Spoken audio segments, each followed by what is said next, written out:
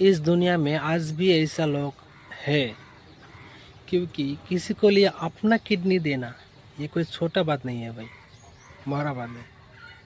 आजकल के ज़माना में भाई भाई को किडनी नहीं देता, लेकिन उसको देता है। देखो भाई, ये जो प्रेमानंद जी है ना, इसका 2 किडनी फेल हुआ, लेकिन इस भाई ने किडनी देने के लिए लिखित लेके आया।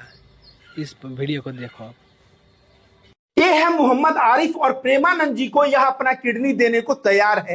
यह कह रहा है कि जो आदमी हिंदू मुस्लिम एकता फैलाता है, ऐसे बाबा के जीवन से ज्यादा महत्वपूर्ण मेरा जीवन नहीं है, और यह पत्र लिख के ऑफर किया है कि महाराज मेरा एक किडनी ले लीजिए।